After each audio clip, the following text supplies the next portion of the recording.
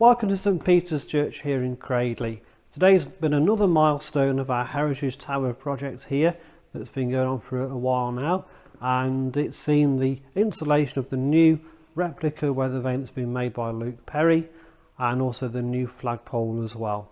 And these have formed part of the overall tower project, which have followed on from the clock project that we completed earlier in the year. The weather vane used to be on the tower from 1875 until the middle of last century, along with the flagpole. We're not quite sure when they were taken down or why, but they were taken off the tower, and we thought, as we were doing the clock project, it would be a nice thing to add on at the end of the project if we could find the funding to do that work. We are grateful to the Ironmongers Company of London, who's given us a grant of £5,000 towards it. Also Tesco Community Fund, who've given us £1,500, and also £200 from a generous donation from a local couple who've got connections with the church.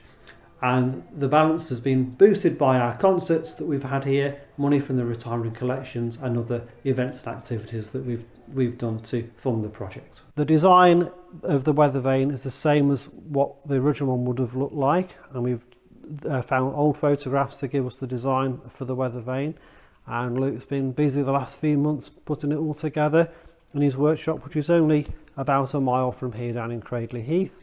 It's all black country steel, all locally produced, and it's been painted, and it's also been gilded by his friend Sean, who's a gilder with proper gold leaf, so when the sun shines on it, it's going to really radiate the light and look really good.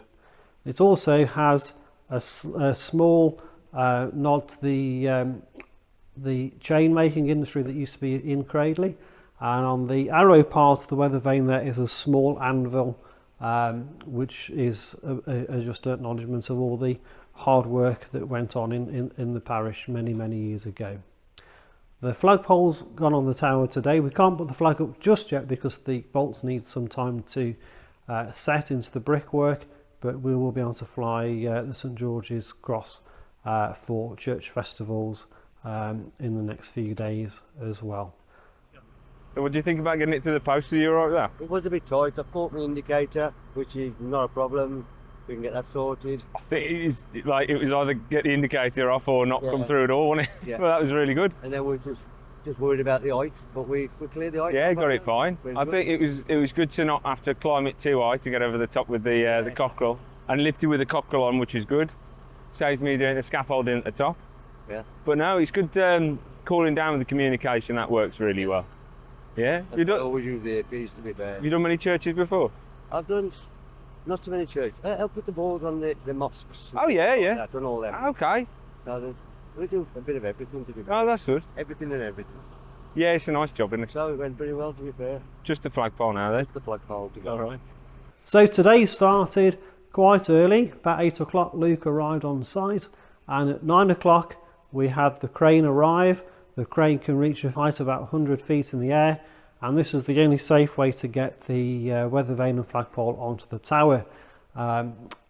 So we're very grateful to Julian from Cox's Crane Hire in Albury, and to Chris the crane driver, who very skillfully manoeuvred the crane through our narrow gates with only about an inch to spare either side. And once he was in the churchyard, we got the crane in action just to make sure that it would reach the height we needed, which it did indeed. And then it was a matter of slowly and carefully winching the weather vane up on the crane and then lowering it down into position on the tower roof. Once it was on the roof, it was anchored into place with 4 chains to each corner of the tower, and that was tightened up so that it's nice and tight, it's not going to wobble anywhere in the wind, and the lightning conductor was connected onto that. And then similarly with the flagpole, that was hoisted up with the crane, held in position, and then bolted to the tower pinnacle. And it all went really well, nice and straightforward. There were no hiccups, and by dinner time it was all done, and all the work's been completed, and it looks absolutely marvellous from the various parts of the parish, looking around at the church, and it's really... So once all the work was completed today, Luke very kindly gave me the rare opportunity to actually abseil off the top of the tower, which was very, very enjoyable. Just climbing over, you thought, is this all going to go well? But absolutely fine. And just coming down the tower on the outside allowed me to just have a look at all the intricate carving and the brickwork and the stone and all that sort of stuff coming down the tower. And it was much easier than coming down the stairs as well. So thank you very much, Luke, for that opportunity. Cradley Church won the Stronger Start, which is the blue tokens in store. So they apply online for that. You go on to tesco.com/Stronger Start and the application comes up. Cradley Church won £1,500 to help put the cockerel on the roof. They'd had it restored by a local artist, and we helped put the cock back on the roof. So that's what our money was towards. The Vane chicken nugget, as we call him. He was named Chicken Nugget by some of the children in the church family, and they just called him Chicken Nugget at home, but it took off because everybody loves him so much. He's a great character. He's very fond of himself, Chicken Nugget. He had a Twitter page where he extolled his own virtues.